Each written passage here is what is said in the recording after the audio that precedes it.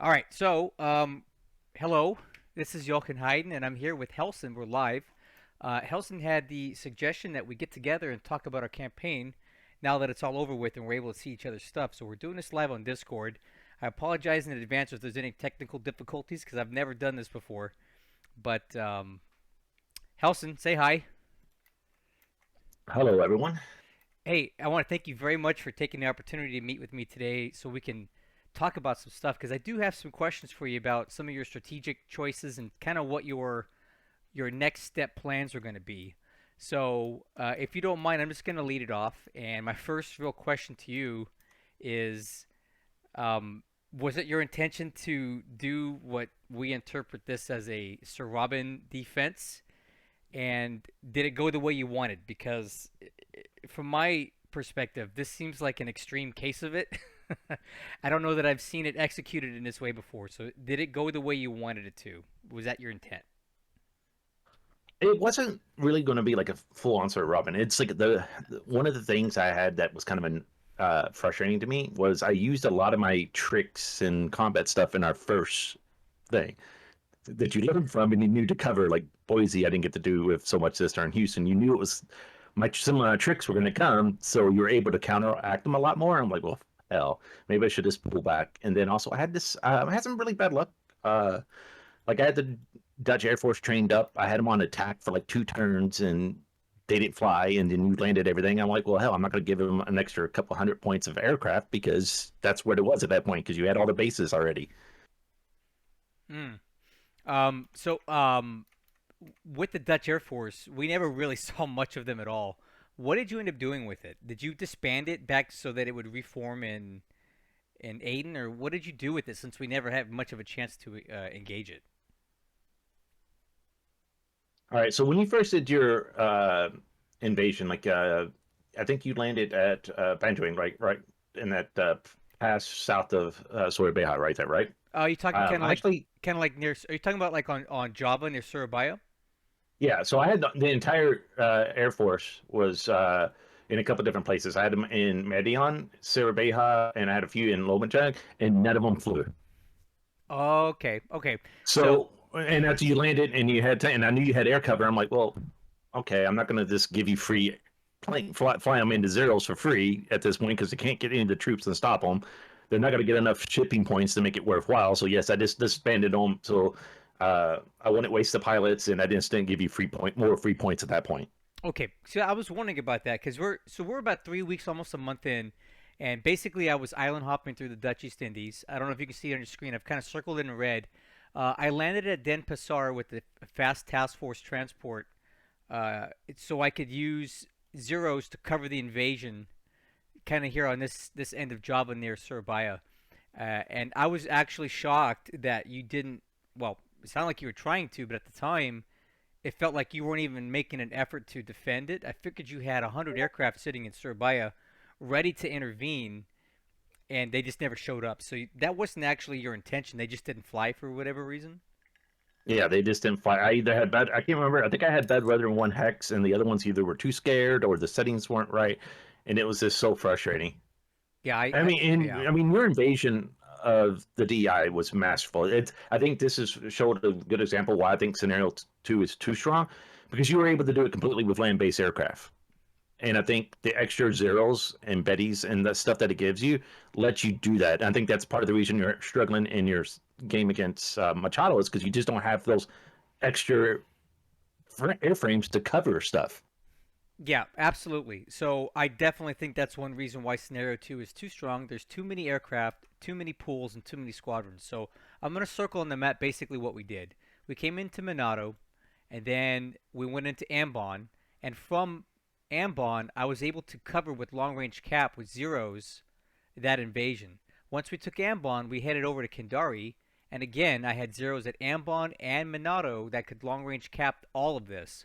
So we were able to systematically island hop, and I was able to use only land based aircraft for this purpose. And again, it's a lot harder to do with scenario one because you just don't have the squadrons. With scenario two, I had the excess squadrons to commit to this. I was very adverse to operating mini KB any of the light carriers in the Dutch East Indies because I am deathly afraid of submarines. If you know me, I freaking hate subs, and you were doing pretty good with them.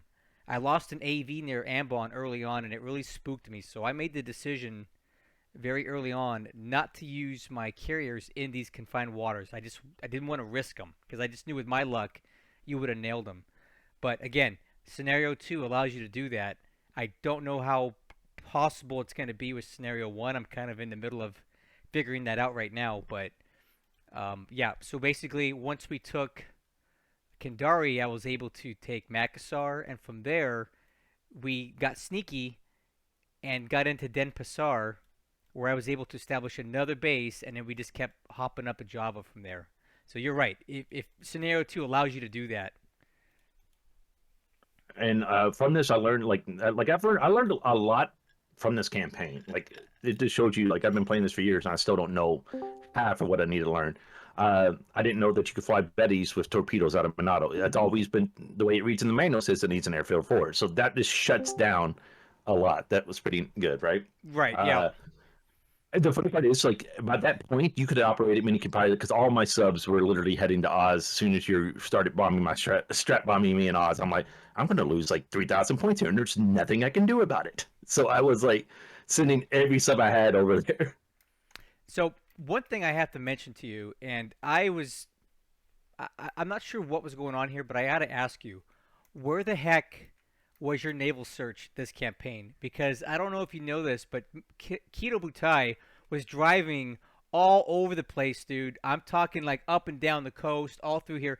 That's what Kido Butai's course looked like, right? You never saw it until we ran into your picket ship near Sydney. So all throughout this campaign, I was a little taken aback by what I perceived to be a lack of naval search. So, what were your PBYs doing for the first like month and a half? Uh, well, I had only had the couple Catalinas and one PBY squadron at this point. This again, I learned a lot from this, and to get my squadrons over farther to cover things. But I mean, I had some naval search, but I mean, even now, like your Cape, I see nothing, and I'm flying Catalinas out of. I was flying out of Rhode Island, and I didn't Hmm. see any of these guys. You know, it's just the allies. I don't know. I felt like they just didn't see anything. I mean, the skills are 70s and 60s. You can see the squadron. It's now at the very top base on Okay, I New see it. Zealand. Yep, yep, there it is. I mean, the skills aren't bad, but they still weren't spotting anything. I was like, holy hell. It's like, where is he? It's like my subs were my detection. And it's like, Yeah, oh, see, I found one. They were in a sub. Oh, there, I found one. They were in a sub. okay, yeah, because yeah, 64 naval search that should be enough. So, search 70. Yeah, these settings look correct to me. I'm not quite sure, but it just felt to me like even up here in the Solomons early on. Look, remember when I was just capping all these bases like left and right? I was going everywhere, and I felt like you never saw us. And I know you had naval search at Port Moresby. So were you using your seaplanes in the Solomons for transporting troops, or was it just Yeah, they bad were they luck? were they were evacuating Rabaul, and then from Rabaul they evacuated Port Moresby into Cairns. Mm-hmm. You can see it like the Port Moresby gate is in the Lark Battalion. Literally, there's 80 AV at Cairns right now, and there Yeah, they are. yeah, That's because there I they saved are. them. So Okay, yeah, it just felt like all throughout this area, I had an expectation of more naval search than what you were putting up. And now that you're kind of confirming my suspicions, and I kind of noticed it too. I did run into the Lark Battalion, kind of down here, and I assumed then at that point that you were using your float planes more for transporting troops. Same in the Dutch East Indies. We never really did feel like you saw us coming. I got these fast transports into Denpasar. You never saw them, and I figured that you would have had them sighted for days. They literally drove for 3 days from Kindari all the way to Denpasar, and you never saw them. So it just felt to me that your naval search was, on the whole, kind of lacking. But maybe you were just using them for other stuff. I actually most of my naval search in the DI I didn't really use for that. I was using them. I mean, you were able to advance so quick that they just never got the skill trained up. Oh, okay, okay. I mean, you can look at them now. The ones that are in Sawyer Bay or in Batavia, their skills are kind of lacking. I mean, they're like 38, 43, Mm-hmm. 57. And Yep. it's so I just never, and that's because I never got to train any. And they were literally flying, and they just never spotted you. Okay. Well, that answers that. I guess we were just moving fast, and you had to constantly kind of fall back, and they never had a chance to sit and just kind of train up. So that answers that question for me. I And to be guess, fair, yeah.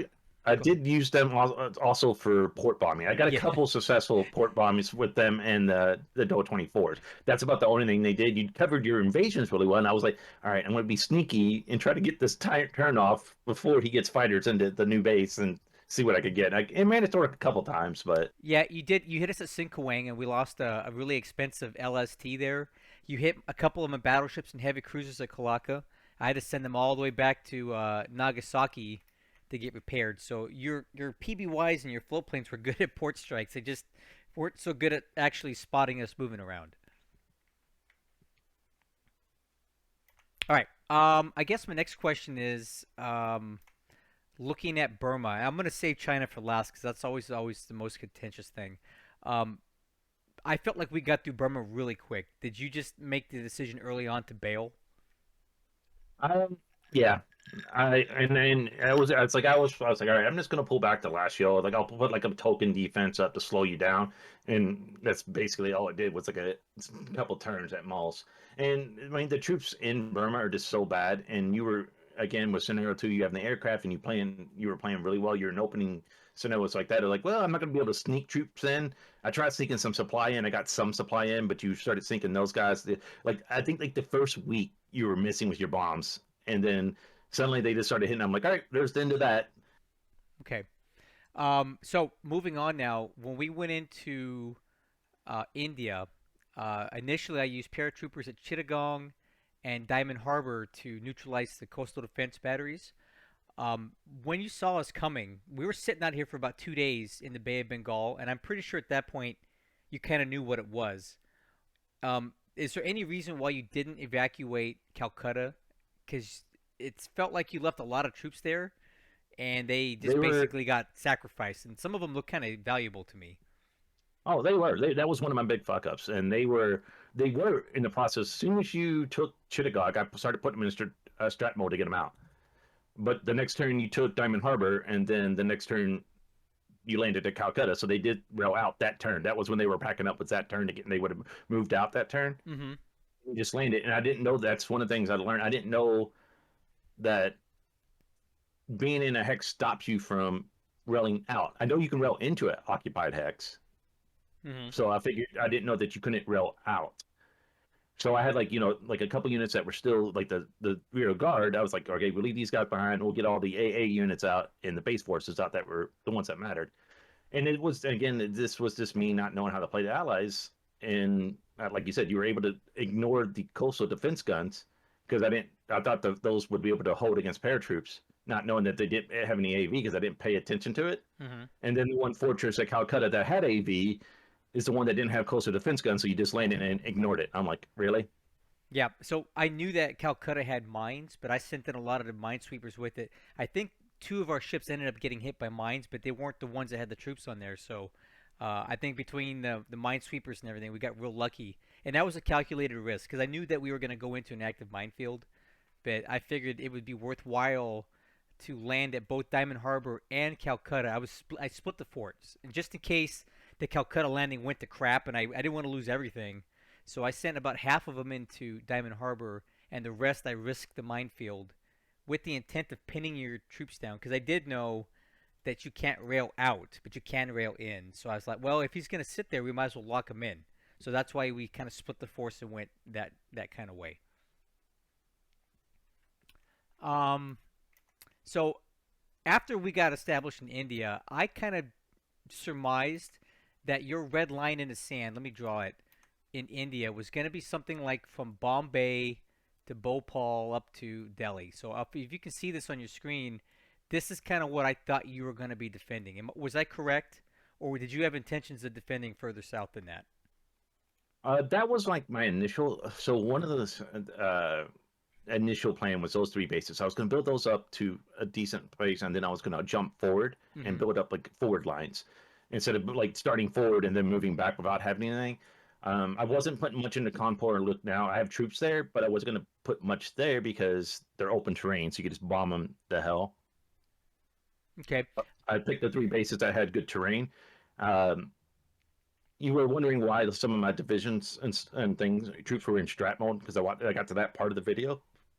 It's because I decided I was going to actually try to rush troops to Hyderabad because Mm. I was like, okay, wait a minute, the Americans are almost here. If I can hold that, that doesn't give you a good airfield, and it lets me, kind of uh, have a better jumping off part, like literally because it'd be Madras, Hyderabad, Bhopal, and then I can kind of push you back along the coast or farther forward. So that was like, but again, it was like a day too late when they showed up there. I was like, I can't get troops here in time. That's why I started trying to bomb you and slow you down. But again, it just takes too long to pack up troops and get them railed in. I was like, I don't think I'll hold, but we'll see what we can do. That was the next question I was going to ask you because I was looking at your stuff and I saw a significant amount of troops in strat mode, and I was very curious if it was your intention to rush them down into Hyderabad because I needed one more turn. I had two infantry divisions here, right? And those would have been enough to take what you had here. But I don't know how it would have gone if your stuff in strat mode had gotten into the hex in time. I did take this hex here just next to Hyderabad because the intent was to, as soon as I took it, I had a bunch of stuff in strat mode and I was going to rush it into the. Oh, this is getting a little complicated here. Let me clean it up. My intent was I had everything in strat mode all through here, and the second that I took this base, I was going to use this base as a connection point and get tons of engineers, tons of aviation support, and put 150 zeros in here to try to hold it long enough for me to reinforcement and build it up. Because I knew you had bombers here, here, and here because I'd recon that, and I knew about Delhi. So I knew that we would be counterattacked by bombers immediately after taking it. But I had planned on rushing stuff into here and get a massive cap up just in time. So I'm not sure if the timing would have worked out. I don't know if your troops in Stratmo would have gotten in there in time or not, because I needed two turns to take the base, right? One turn to move these troops in, and the next turn to take it. Now I know I would have taken it outright, but I don't know how it would have gone if these guys had gotten in there in time. I'm I'm pretty sure none of them would have got in. Like, I think they still need like yeah, the British, it needs 3 turns. The armored brigade needs 2 turns. So they would have just been packing up literally. Yeah, the time you took it is when they all would have packed them and like, well, we have nowhere to go now. So Hmm. Okay, well that answers that. Next, I have a question about your carriers. So early on, we hadn't seen your carriers since the start of the campaign. No sign of them, no SIGINT, no anything. So I kind of assumed that you were going to move them to the Indian Ocean, but I wasn't sure because I had no way of proving it. And I didn't even actually kind of know until we hit the Yorktown near Trivandrum about 2 turns ago. That's when it kind of um, solidified that you were going to have your carriers here. And I only saw the Yorktown in my combat replay. We only saw the Prince of Wales. I think it was all we saw was the Prince of Wales, the Yorktown, and some destroyers. We didn't see the rest of this stuff at all. Um, but I just assumed that your carriers were going to be here. What was your plan for them early on? Were they just going to kind of hang out in Bombay, or were you actually going to start some like major offensive operations right away? What were you going to do with them? all right, so this is sort of a frustrating part. So actually, these guys were actually on their way coming from Cape Town. There, I was actually going to make a strike on Singapore, Oh, but they used up so much fuel coming from Cape Town onto the map that they just didn't have any fuel. I knew you had all the subs around Colombo, and I'd already evacuated most of the fuel and supply out of Colombo because you can't really hold Ceylon. So I was like, all right, well, I'll just pull into Cochin because I saw the subs around Ceylon and I didn't see any subs up by Cochin. So I was like, all right, I'll pull into Cochin, sport size 4, I'll mm-hmm. refuel, and I'll make a little trip around and make a strike on Singapore, thinking, getting into position, I was going to do like a strike, literally 6 hexes. If you go directly east across Sumatra, at 6 hexes, and do a strike on there, hoping to catch Mini Kitty Batai import. Okay. So that's what you were gonna do. So did you ever take into consideration like my naval search and stuff? What was your routing gonna be? Like, gonna go really wide and then cut in? Yeah, Because I literally just no. This literally coming straight on the map towards it.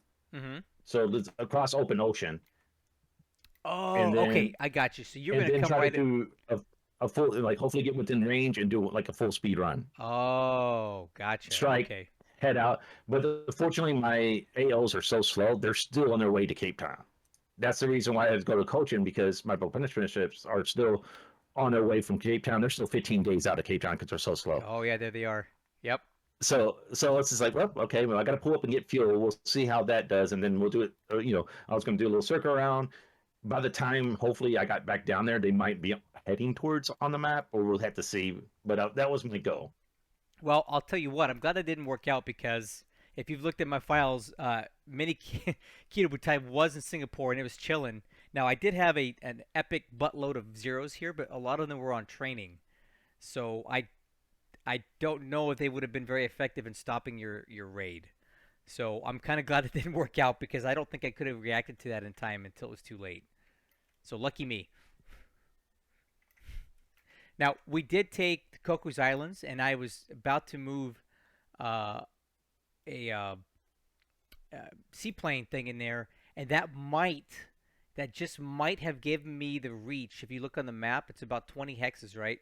I might have been able to catch them just before they did their full speed run, but it would have been a crapshoot. So now I'll tell you what, if I did spot them though, I would have been on full alert. But it's hard to know if that would have worked out that way. So you could have actually pulled that off and done a lot of damage to me there. Okay, excuse me. I guess my last question is going to be in China, because this is always very pretentious for a lot of people. Um, I, maybe you'll disagree, but I personally think you had a very strong position here because I did some math here.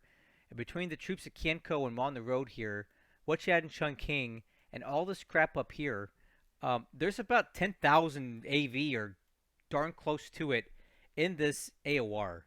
And that outnumbered me at least 3 or 4 to 1. So why did you feel Uh, that your position in China was so strong that you couldn't continue? Because I'm looking all at right. this now Well, and I'm kind of scared by it. So what do you got? anything north of Chungking's dead. As soon as they warped, they were dead. Because you had those four divisions at Chengtu. That's 1,600, and I know you moved more in. I had 3,000 that was going to have to come down clear terrain. You bomb them the whole way, so they'd be highly disrupted.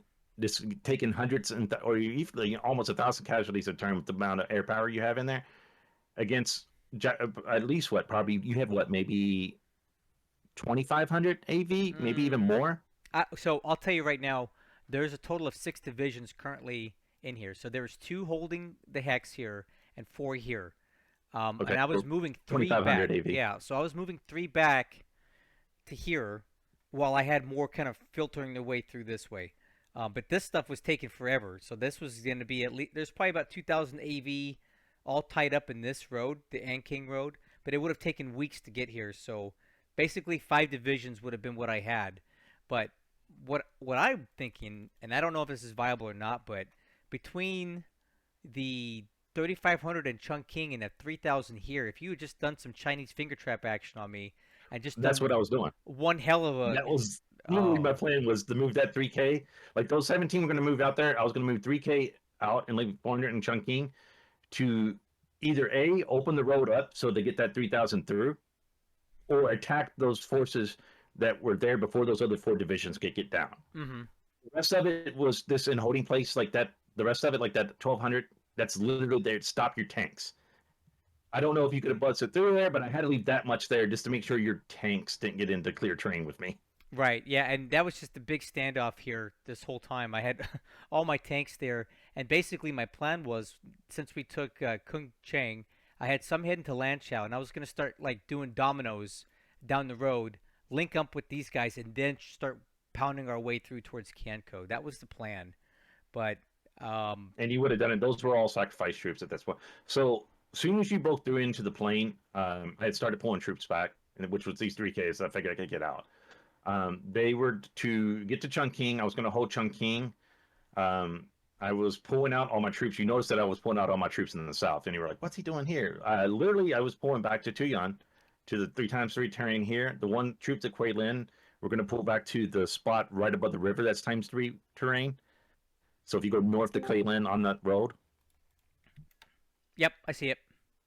so I was going to put them there. We were going to hold the other base, and then we would probably hold Changsha and up. And then I was going to put some troops in the ×3 terrain south of Chongqing to keep you from cut off the road to cut these troops off. And this kind of try to hold central China for as long as possible to tie down your troops to give me time to kick you out of India. Okay, gotcha. Well, that makes sense now.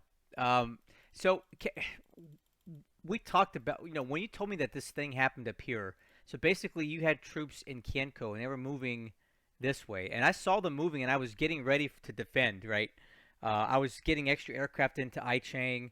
I was moving stuff into Ankang and Xi'an to counter this attack because I knew it was coming. And then all of a sudden, they just materialized here, and I was like, "Oh, I wonder why that is." And I thought this was an intentional act by you to react to me taking Chengtu. So what the heck happened that your troops ended up here?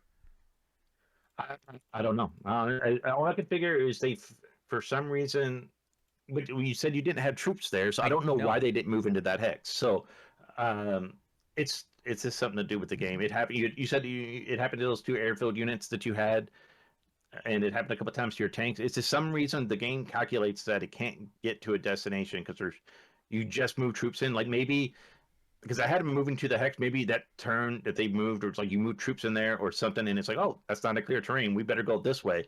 And but I just don't know why it would go to Chengtu and still not just go south and go, because it's clearer options to head to Chungking that way. I just don't understand it. Okay, yeah, because I've seen. So I early on, I had some big issues around this area with my armor.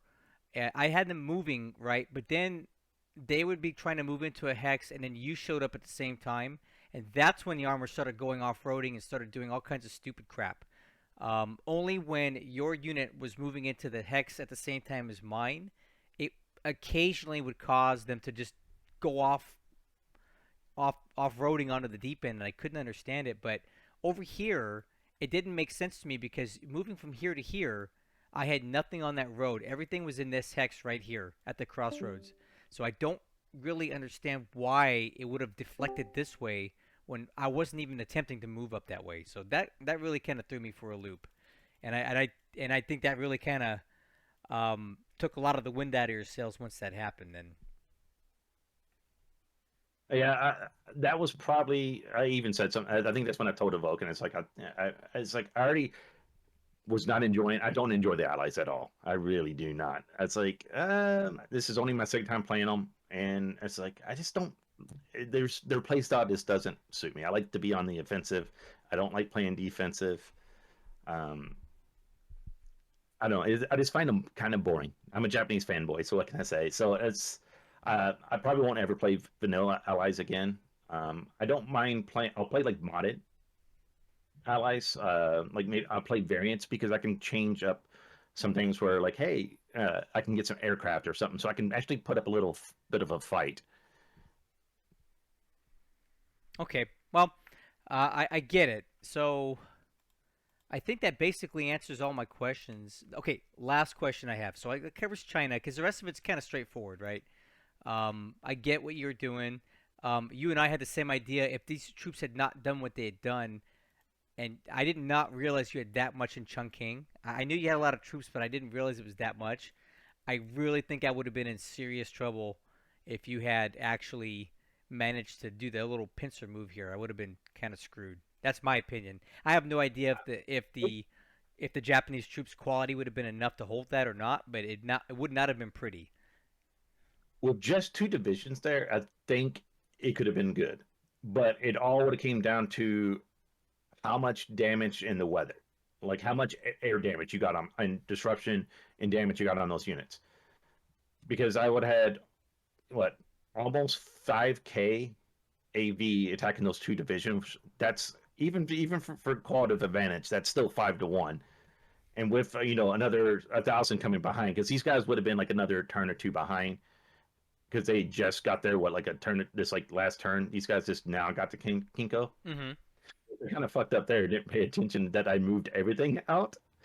I was like, oh shit, he could just pair drop, and you pair drop this turn or this last turn when they got there. Yeah. It was like, and I was like, yep, I almost fucked up.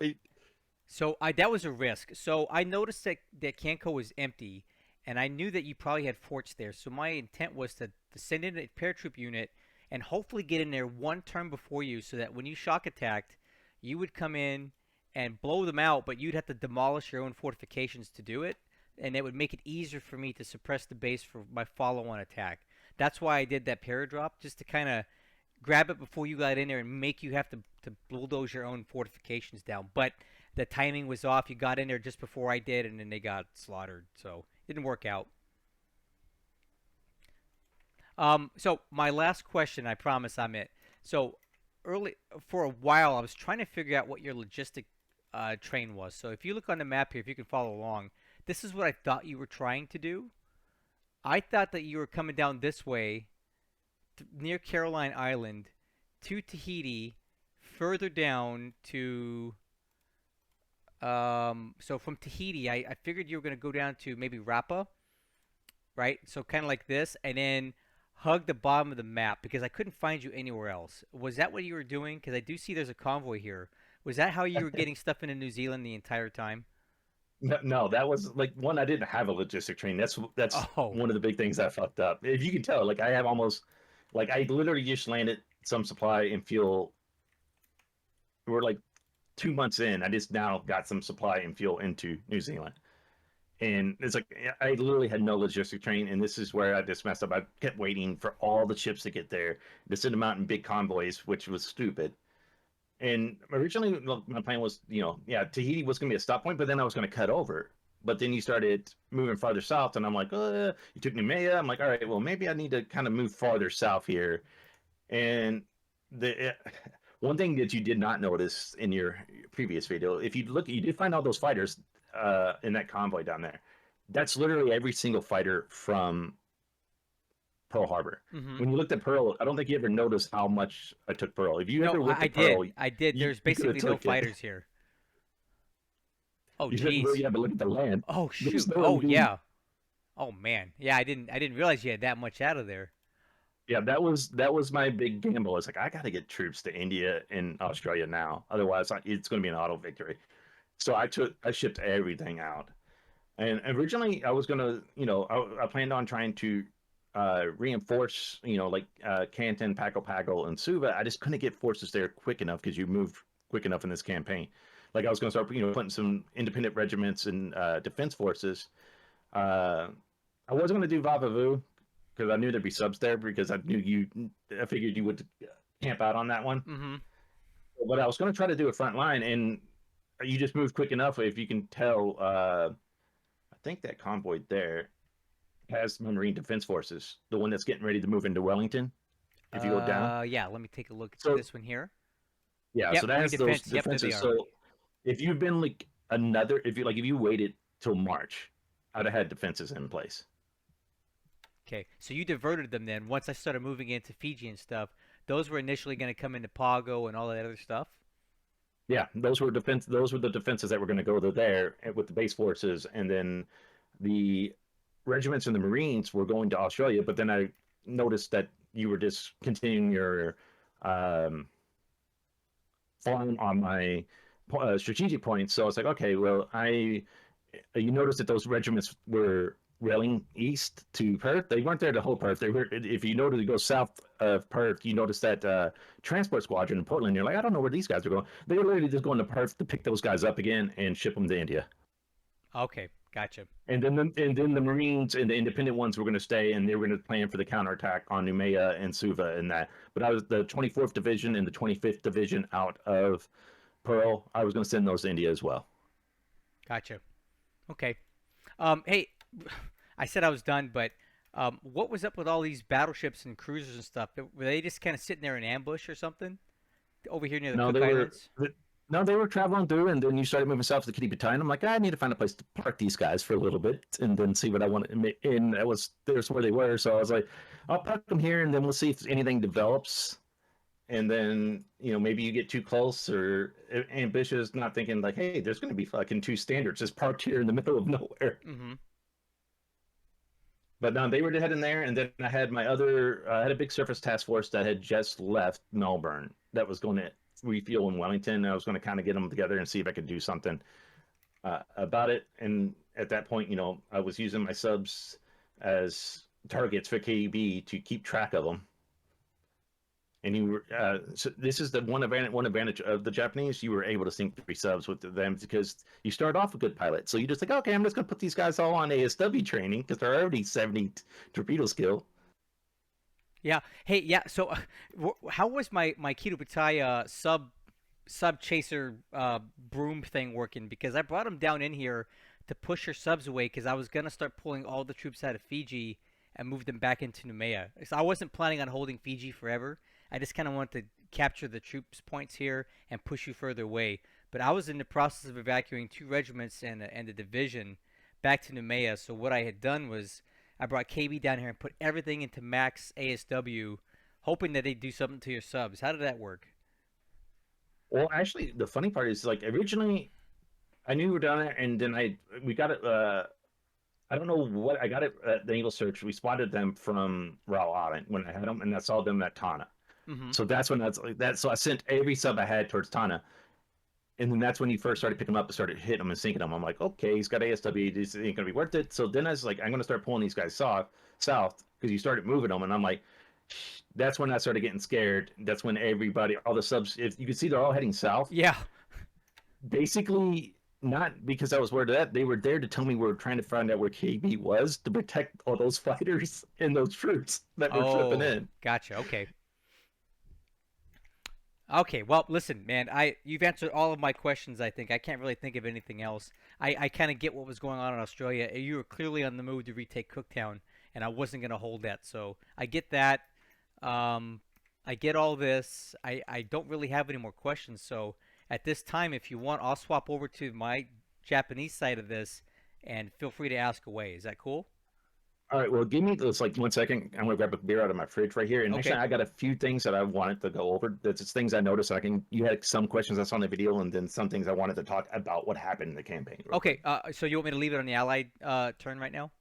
Yeah, just for it'll be like another 5 minutes or so. Ah, no problem. Sure.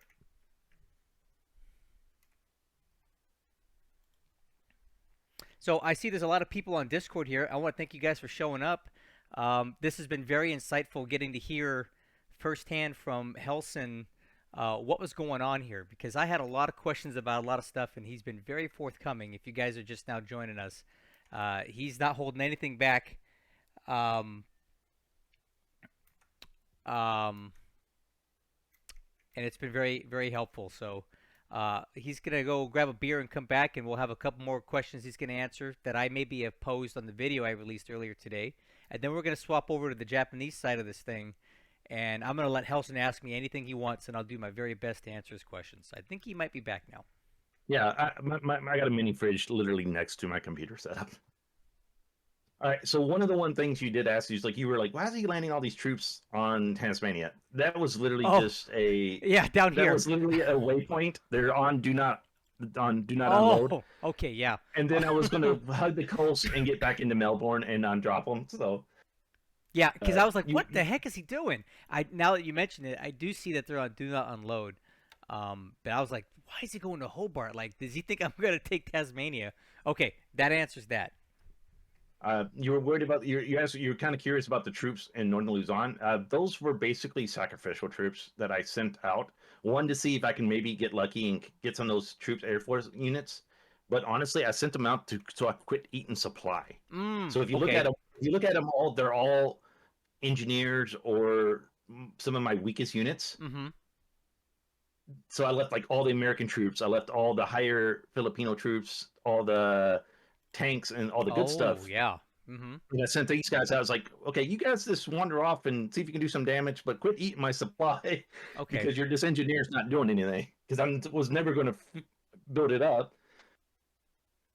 Okay. Yeah, I was wondering about that, and I had plans to maybe in the next month or so, maybe buy out a couple of the infantry groups in Home Islands and kind of come in and restart the invasion and kind of squeeze you back in and kill this stuff. But I knew that the way I decided to play the Philippines really slow, that we were going to be here till July, at least, because the way I'm seeing it is you've got plenty of supply left here, and the troops that you had were way more than what I could deal with at that time. So I knew that this part of Luzon was going to be many, many months. And in my Discord server channel, we had long, long conversations about Luzon, and Desert Wolf. I think he pulled every hair out of his head because he couldn't stand it because we kept coming up trying to come up with harebrained ideas of how to make this go quicker. And he's like, guys, why? Like, who cares? Leave it alone. It's like a allied prison camp. Just let it sit there. And I'm like, no, I want to get rid of it. I'm tired of looking at it. I want to kill these guys. And he's like, don't even bother. Like, why why waste the time? I swear he was about ready to leave because he got so fed up with us talking about ways of getting this done sooner. And he's like, just leave it alone. And honestly, this is one of the places I messed up because I thought you went heavy into the Philippines. That's why I pulled back out of Manila because I thought you had two, three divisions or more there, not as weak as you were. So I was like, I can't hold both of them. So I'm just going to pull back and try to stay as long as you had. If I had known how weak you'd been, I would have tried to hold on to Manila to keep building supply and that. So that was one of the mistakes I made because then I moved everything back in there and I just was watching my supply go down so much faster that's why I was like, all right, I get rid of these guys that these Filipino troops that are small, they're weak, they're just eating up everything because they're like refinishing and they're all engineers. I'm never going to build these airfields up, so that was why I killed a bunch of them. So that was I felt like another mistake on my part. One of the things I did enjoy, even though it was, I felt I got kind of frustrated was my destroyer raid on the Hokkaido in the Kure Oh Islands God, up yeah. north. Oh my God, you want to? I I was not happy about that, man. I was cussing up a storm when that went down because you really You think outplayed me on that. the thing I was mad about is like I had to literally drive over one of those picket boats because with those destroyers, and I did. I'm like, Oh how in yeah. the hell did I pick the one line that you had a picket boat in? So And we it, our pickets out here, we did detect when you came by, and I saw it, and I got all worried about it. I'm like, oh crap, he's coming, right? So I started putting stuff out here. I started moving things around. I stopped my convoys, and then one day went by, 2 days went by, 3 days went by, like 5 days went by, and you never showed up. So I'm like, never mind. I guess he's not coming then. Let's just go back to work. And I put all my convoys moving again after about 5 days since you drove over my patrol boat. And then, of course, you came in after that and caught me with my pants completely down. And I could never catch you, dude. I sent 20 destroyers after you, dude. I had the whole Northern Fleet chasing you, and we never caught up to you again. so the reason it took me a little bit longer, one, I was trying to lure you into like a little bit of that, but I had an AO. So the three ships that ran over that patrol boat was my ASW unit, Mm-hmm. and I had another three destroyers guarding the AL Oh, that you didn't see. So I pulled up. I got like within kind of good position out of your search range, and I'm like, all right, everybody get together, refuel. Let's get max fuel because you're all gonna need it. And I used the 8K endurance destroyers for this, so they had like a lot of fuel, so they could do two full speed runs and still have fuel. Uh, so I did that, and then once I refilled them, I just had them stay on station for a turn, and I moved my AO north. That's why you got so many days. So I basically moved the AO north off the Russian coast. So the AO was up here off the Russian coast, hiding on the literally coastline, oh hiding there. man. And then I did my full speed run ins. I sent one, down near Amanado and Hakodate. And I sent one towards Tohara, one towards uh, Shikoku, and then we turned a little bit, and then I sent uh, two of them had enough fuel. They went headed straight back to Pearl. Mm-hmm. Two of them they had enough damage, and they were kind of slower, and they went and met up the AO, and then they did like a big old northern trip, like all the way up to Nome, like all the way around, all the way up to the north. Oh, So they okay. went all the way. That's why you never caught them or saw them, because they did like literally they hugged the Russian coast all the way around, and then kind of like went across right at the ice line, and then back down out of your search range and Wow. never got sought. Dang it. Uh, Two of them just went straight from Toyohara. The two that hit Toyohara, they just went straight to Pearl, back to Pearl. I ended up sending out a surface task force to meet up with them, We saw that. We did see that. It and they was met. a heavy Basically, they met up cruiser. with them.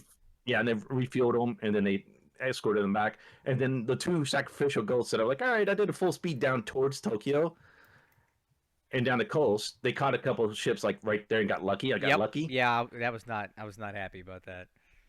And then those guys went on a Philippine tour, and I actually took them to Baton and Clark. We saw that. We did see them there, but I couldn't get anything there to intercept them.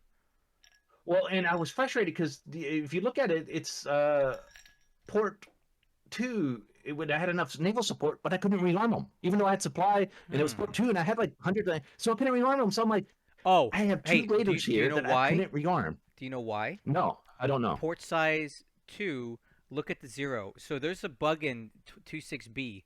When you have a 0 natural port size, naval support does not work. Uh, that is, I was so frustrated So your naval because I was just support like, was not contributing anything because okay, it's a port that size explains it. 0 natural. If it was a port size 1 or more, the naval support works as advertised. Yeah, because those guys were literally gonna they refueled, they were gonna get rearmed, and I was just gonna go through the South China Sea and just keep messing with you Ugh, I'm with glad it them. didn't work out But that way because but since I they couldn't couldn't catch rearm, them. then they just went across the Philippine Sea, and you kind of saw them and almost caught them, but they somehow two destroyers they just managed to sneak through and get back to Pearl. So Yeah. all six of them, every guy who got back, that was my one of my happiest moments of the campaign. It's like, Yeah, ooh, they that all was a got away. very, very embarrassing point for me because you took out probably 20 to 30 ships uh, with that whole raid, and it was just super embarrassing. Let me see if I can. I can look at it by day. What was that stupid? Yeah, the 26th and 27th. Do you see that? Oh my God. Ugh. All those tankers, patrol boats, um, all of the yeah. You got over 20 plus ships to that whole raid and didn't lose a single thing for it. Ah, anyway, is there anything else you want to tell us, or do you want to take a look? You want to ask some questions for me now? The only other thing is like I wanted to say it's like I do agree with you. This campaign it wasn't over. I could have crawled back. I just was not having fun, and it became a chore to me to do this, and I wasn't. I was being lazy. You said all my subs. It's like I didn't move those subs at months. They've been sitting there for a month just because I was too lazy to do anything with them. Because I was like I didn't feel like spending time on a turn because I wasn't enjoying the game. So I really dislike allies a lot. Yeah.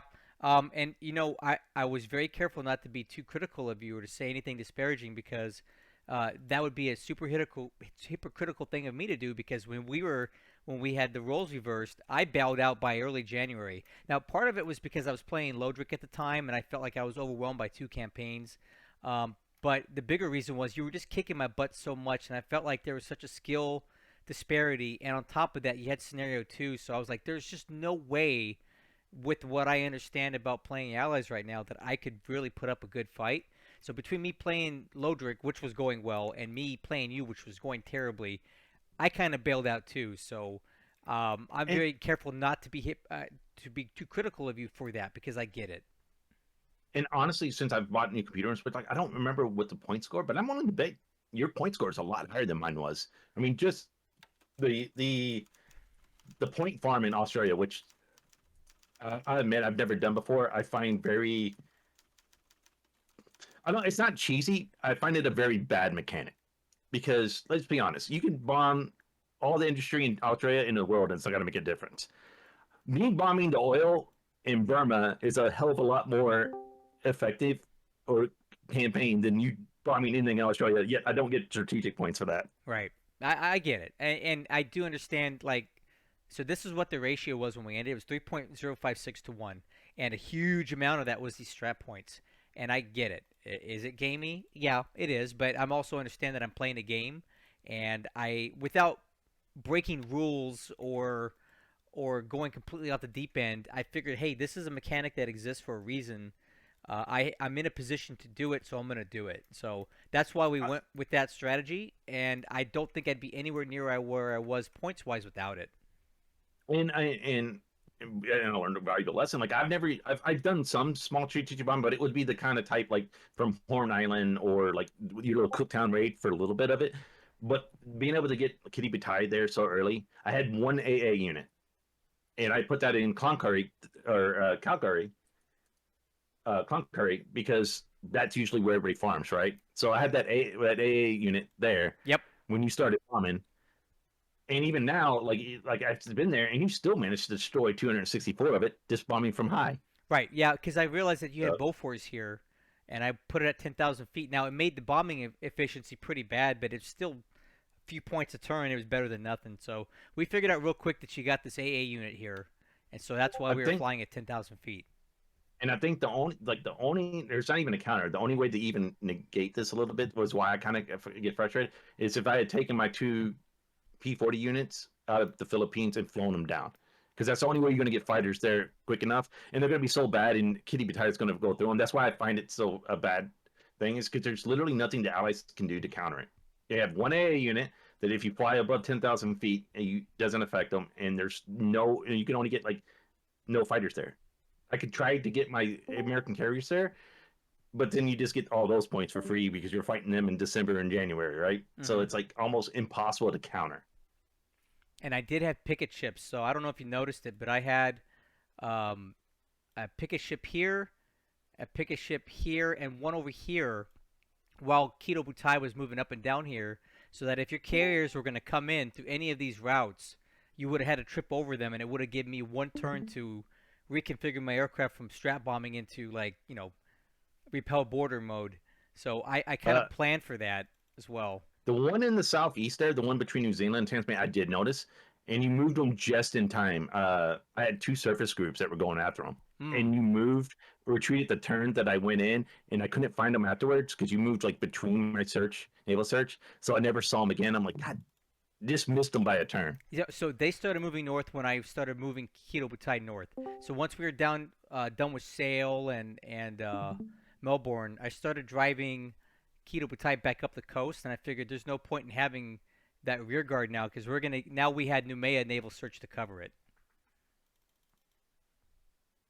So that's as far as I know. That I mean, that's the main thing. The other thing you asked, as you saw in your video, you asked why Indomitable was up at Karachi just hanging out. Yeah. I had her at on Bombay, but once you started taking Bazwada and you started getting close to Hyderabad, I'm like, that's in Betty range. Even with fighters, I'm gonna get this guy out of here, head him up north before you get lucky and either bomb him in port or get a torpedo in turret. Yeah, okay, that makes sense. All right, so let's go ahead and switch over, and we'll Sure. take a. I did have a couple questions on your part. Sure, absolutely. Let's go take a look at let's see here. This should be my backup just before I sent the turn to you. Okay, so now we're on the Japanese side. Ask away, and I'll move the map over to where you're talking about as you ask questions. All right, so one of the first things I noticed this on the screen is like how it looks like it's working, but you're shipping everything out of Busan, which is great, right? Yeah.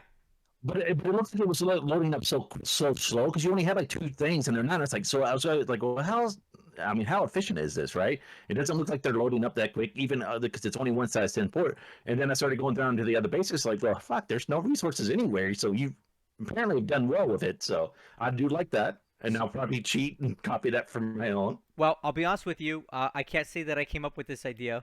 I did get some tips on this because I was initially going to come out of Hong Kong and Shanghai and Port Arthur and Kaijo. That's because that's what I'd done before. And I'm gonna be honest with you. Desert Wolf, he said, "Hey, this is kind of what I've done in the past. This is what works for me." And basically, how it works, and I'll tell you, is you train the system to know that this is where the draw is going. So if you start drawing out of Hong Kong or Shanghai or Port Arthur, it's the resource system is going to start sending it to all these different places because you have a demand there. If you have a demand at only one place, it's all going to start filtering to that one place. So I you basically train the game to know that all spare resources need to flow to Fusan because that's where the draw is at. And once you get up to a size 8 port, um, you basically have more shipping capacity than you have resources flowing. And at times I had some shortcomings with the resource flow when you were getting on these rail lines and blocking the rail lines. I noticed at that time I had a reduction in the amount of resources flowing in, and they push.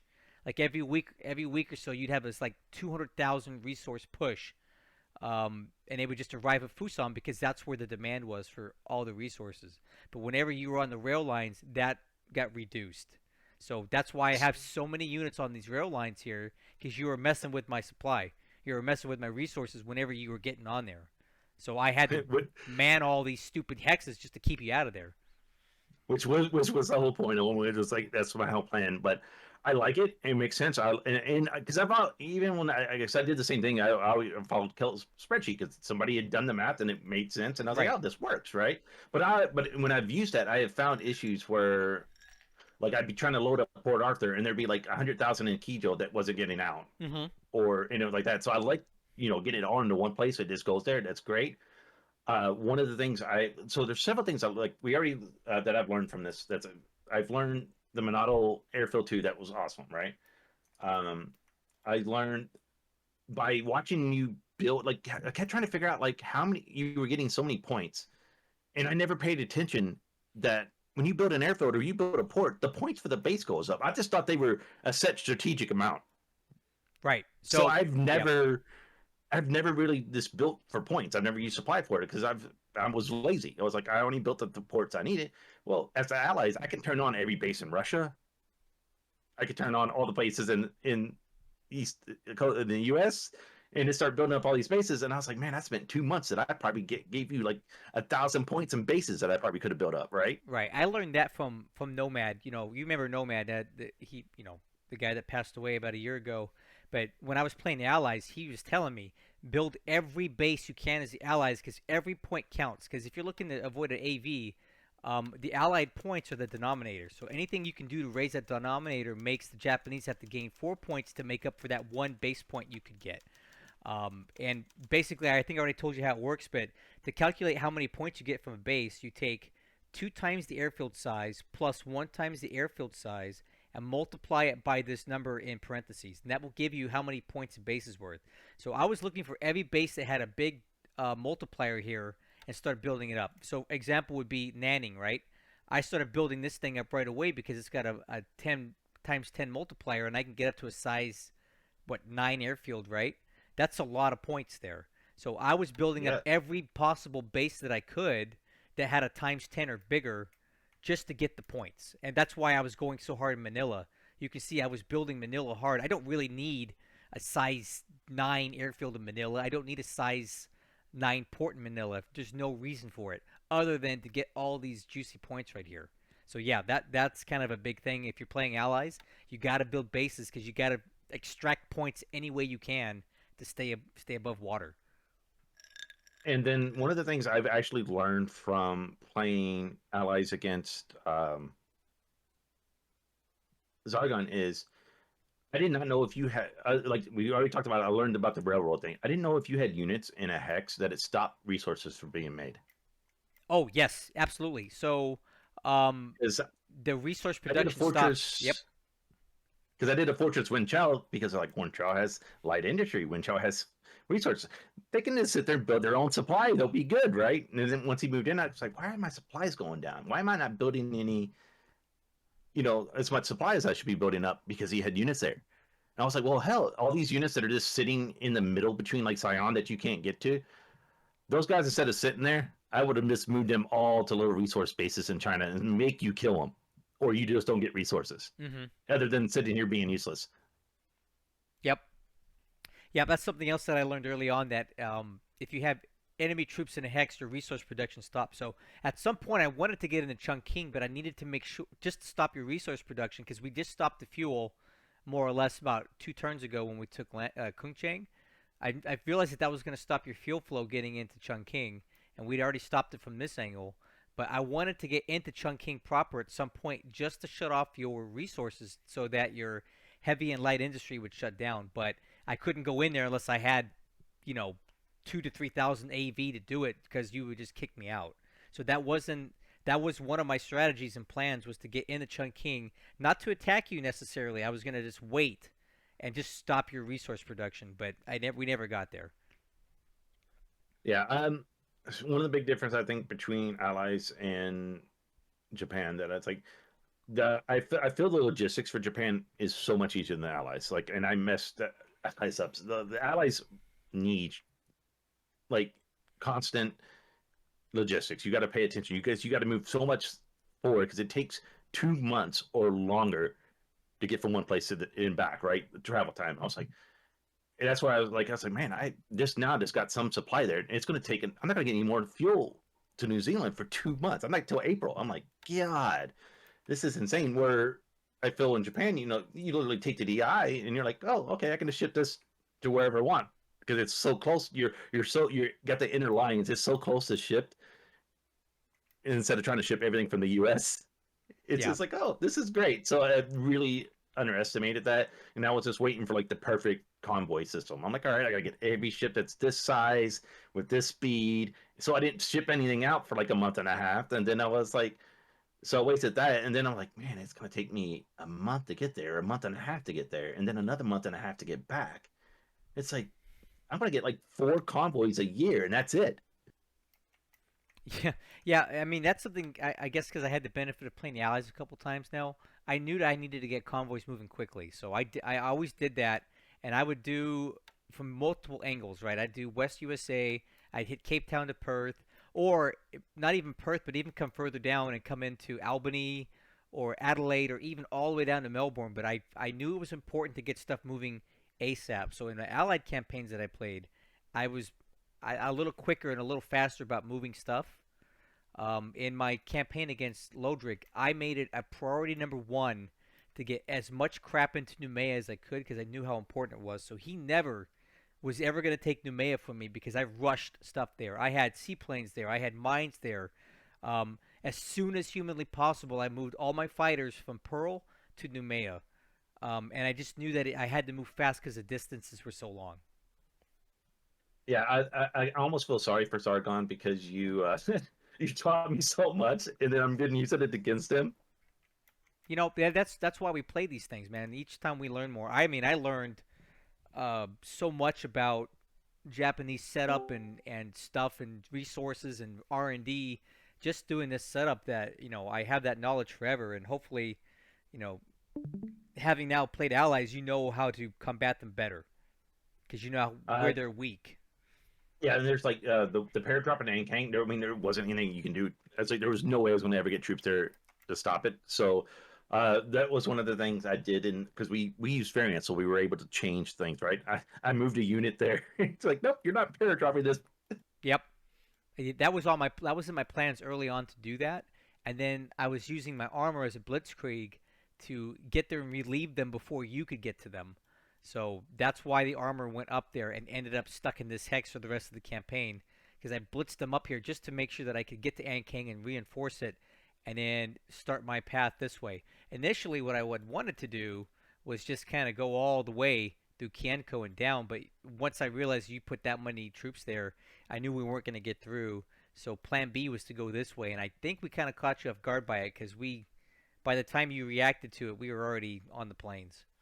So I did see a unit there. Like I put a unit there because I knew that was a possibility, Hmm. and I didn't have enough AV. Like I had all that AV that was on the way back, but I just couldn't get enough there. And honestly, it didn't show the little arrow. I couldn't see the arrow, so I didn't know you were moving until you were there.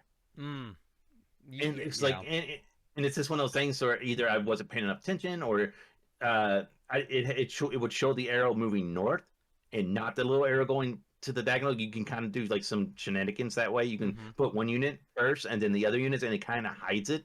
Well, Uh, do you want to know how that works? yeah, It goes that by the database number.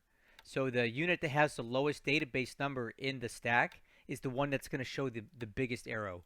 So if you put the unit that has the lowest database number moving north and everything else moving the other way, the predominant arrow is going to be for the lowest database number unit in the hex. So that's how you can kind of So it's like I yeah. knew there was a way. I didn't know exactly how. And again, this like the more you play, the more you learn. And like I said, that was sneaky. And I don't know if I could have stopped it because I didn't.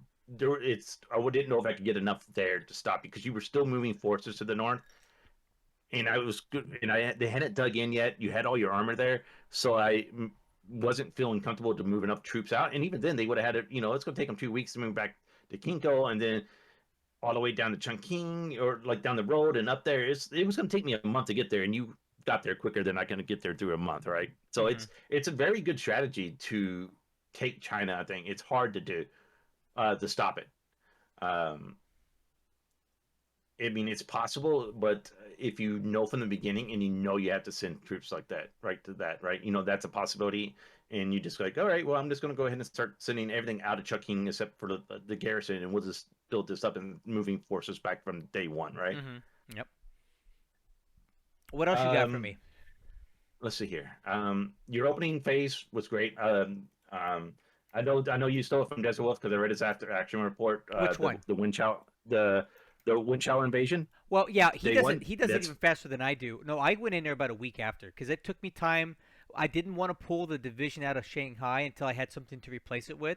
So I actually went slower than he typically does on Wenchao. Now, in my current campaign versus Macho, I said screw the garrison. I don't care. I took Wenchao on turn 3 from him way faster than even I did it against you. But um, I I now, to be sure, Desert Wolf that is his play.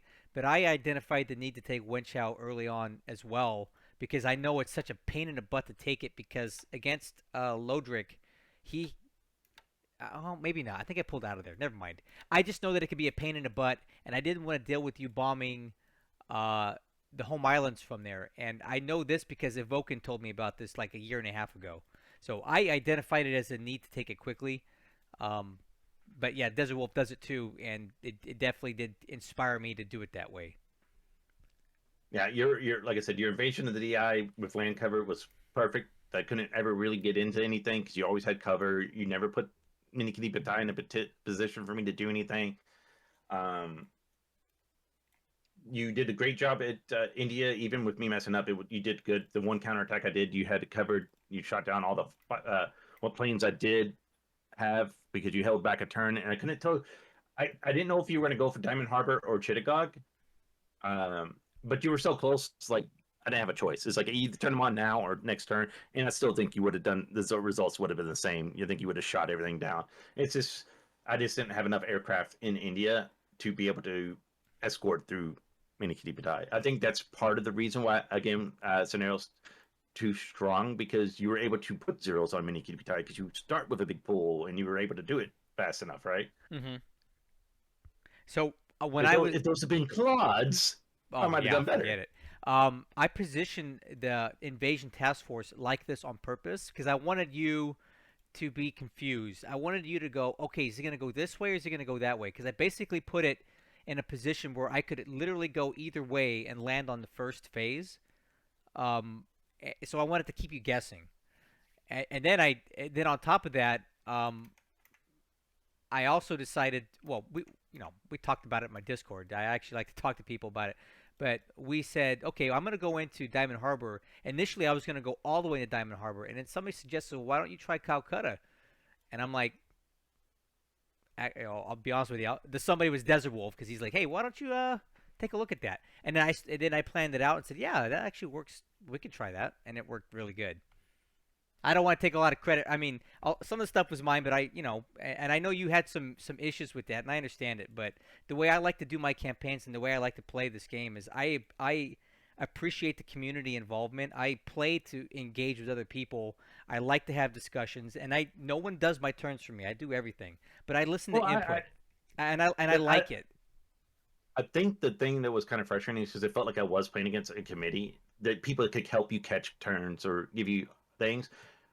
For me, since I get the turn and I stream it and I do it right away, nobody has time to give me any feedback. So that's why I kind of was getting frustrated. It's like, man, nobody can catch me. So if I mess up or nobody can tell me, it's like, hey, by the way, you know that fortress in Chittagog, they can just pair drop that and you're not going to lose it, right? Because nobody could catch it. And since my computer was going out and I was moving, I didn't have the software to do video, so I wasn't putting it on YouTube. I was just streaming it, and I was trying to do it that way. And it's just like so I was getting frustrated because I felt like and a Vulcan was working. The one guy that plays the allies and knows the allies that I could ask questions, he was working in that, so I could never get help from him. So it's just like, man, it's literally I felt it was like it was me against the world, and it was frustrating because I was like, I kept making mistake after mistake like that because I was like, "What? This is stupid." I'm what? Yeah, Um, we talked about this. So we had long discussions about this in my channel because no one was giving me any intel. No one was giving me OPSEC. I can tell you right now, the moderators would have shut that shit down. But they weren't letting me know that you were a little frustrated and that you were voicing displeasure with the way that I was running stuff. And I understood it, but I was also my also opinion was like, well, why don't you slow down your turn production, use your Discord more, ask questions, solicit advice, and just wait a turn, wait a day. Like, hey guys, I'm thinking about doing this. What are your thoughts? I think if you had engaged with your group more, you would have got more involvement. But I don't know how much you were posting in there because I never go in there. But I think I it don't going. post a lot. Say again. I don't post a lot. It's like I tell people I'm alive, and I talk to people during stream, and people come in that. But then again, it's like they have to be there that time, to do it. And people would come in and talk to me like, "Hey," they would most of the time they're like ask me questions about what I'm doing, and I tell them why. But I get a lot of new people, but not many. I mean, it's such a niche game. The like, I think you get more people on YouTube than you do on Twitch to kind of watch this game, right? I mean, who Yeah. wants to watch somebody doing so many thousand clicks live? It's like I get it. Well, I just something to consider in the future. To me, the way I thought it was, like a good commander, a good general, is going to have a staff of people that advise him. Ultimately, I make the decisions, right? But I like the input and I like to hear people's suggestions. And if somebody has a good idea that I didn't think of, I don't think it's necessarily wrong if I implement it. And I don't think you should think it is either. So in the future, you may want to maybe kind of change the way you do your turns and maybe solicit more, consider going back to YouTube if you have the setup and the time for it. Because I think my favorite part of this game is the community involvement and answering questions and posting screenshots in the Discord. That's what I love even more than anything else. So, you do you. If you want to kind of Lone Ranger it, that's fine. But there's people that want to help you and they want to contribute and they have good ideas, even if they're not very good. Uh, there was people that were giving me ideas that had never played the game. They had no idea how stuff worked, but it was just a theory. Like, why don't you try moving your stuff this way instead of that way? And I would look at the map and go, hey, I never thought of that, but that's a good idea. They didn't know what they were doing, but I'm like, why not? So it's just something to think about in the future. all right. So I just realized that people have been sending us messages in chat. Oh, shit. So I it's didn't like know people have that been asking either. us questions. I've been I did. It's like it kept popping up, and I was like, "Where the hell is this?" They just sent me a message on the side of the screen, and then I figured out to open it. Cora, yeah, I kind of learned that, and it was as far as like the logistics for the Allied. Unfortunately, I didn't learn it in time, and I've learned it. And like I said, like I feel sorry for Zargun because I learned so much from this game, and I've done so much better in him. Like I was like, all right, cool, I got 10 ships. Let's send them south to New Zealand now. Let's start getting supply to Suva. Let's start getting supply to these little islands. Expert, my original strategy, like I messed it up so bad, but my strategy was this to kind of hold and build up forces for a counterattack. I was like, I already had like 4 American divisions on the way to India, and then I was getting ready to ship 2 more divisions from Oz up to India because I kind of guessed that was his initial push. That's why I had 4 divisions already on the way. That's why my carriers were on the way. When he invaded Oz, I kind of panicked a little bit, and I went ahead and shipped the two Hey, divisions can I can I from can I Pearl. give you something real quick, Helson? You mentioned that whole this whole thing over here, this whole invasion of Australia was solely to distract you from my India invasion. So now you're telling me that it actually worked, and I'm glad to hear it.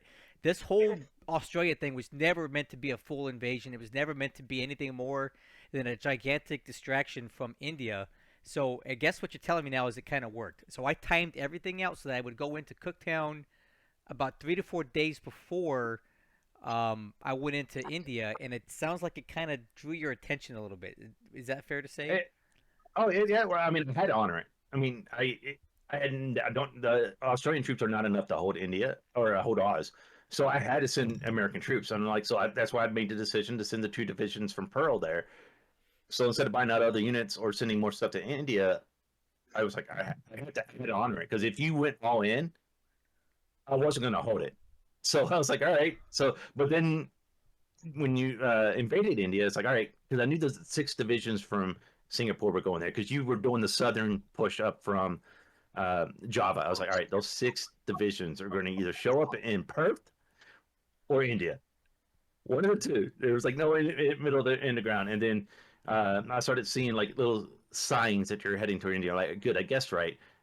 That's when I made the decision. It's like those two American divisions. I need to go to India because I needed to get as much power into India to take those bases back. And basically, the Australian troops and the Marines were going to be the Southern Pacific show. That was going to be they were going to be the ones that were planning for taking back Noumea, taking back Suva. Those big point swings that would take like Suva itself is like 525, right? Mm-hmm. That's a big chunk of troops. That taking that back from you, taking Noumea back from you, which is 300 to me, 30 from you. So it's like taking those back. It was just not to let you do auto victory, but So like I said, something else to consider with Numea. Do you see that 50 there? This is not only good for you to take back, but you build these bases up, and you're sitting at a couple thousand points. So Numea is a very important hold for me as a Japanese player because if I let you have it, you're just gonna farm a ton of points when you build that base up. So that's the other consideration for taking Numea is to deny you the ability to build it up and harvest points from it because times 50, that gets very expensive really quick. So yeah, and like I said, I didn't know that in Noumea in my game against them. I got two Australian divisions there, and it's the same time period as here. I had two Australian divisions in Noumea by the second week of the war. Like turn one, I was using my points to buy out Australian troops from Brisbane to ship them across because of this. hmm. Okay. Because I learned it. I'm like, so it's like I said, this game taught me a lot. Even for Japan, it taught me like so many things that I'm going to put into use and learn. And so it's great because I learned a lot of things that work for both sides like that, like the stopping of resources, the stopping of trains, the level 4 airfield, building bases, you shipping everything Fuson. That's awesome. The invasion of Windchild is awesome. Yeah, the DEI invasion you can do it without carrier cover if you have the aircraft. It's not scenario one. Looking at this, I will say I do not approve of your research, your R&D at Okay. all. Okay. I'd love to hear why. I think you did a shotgun. So instead of like picking a few airframes and concentrating on it, you got a few in everything. So like, all right, so you got, you know, what? You don't even have 10 in SAMs. You should have 15 in SAMs. Hmm. You should have at least 10 in zeros. The S0, get that out of there. You don't need it. A couple in Jill, a couple in Grace. Grace, I wouldn't do. I love the Grace. But unless it's like a variance, Grace is like your second gen. So once you get like another product, that's where you put your once you get like something that it comes so late that once it you can kind of like research your zeros first and then you can switch to Grace. Hmm. Um like Irving, like Shinden, don't need Shinden. Like one Randy, uh you have like a bunch of single offs. I wouldn't do like the Shinden, it's so late. Again, those you got it's 2 months in the war, you got two factories built.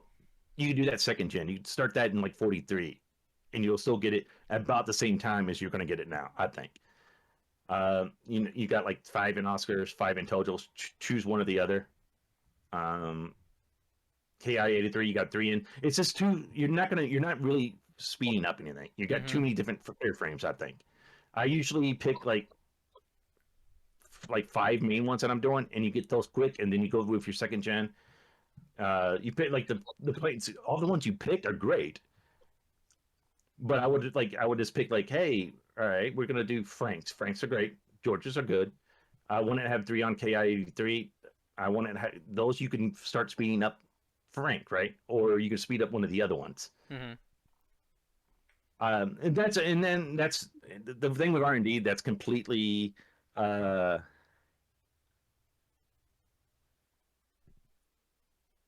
What?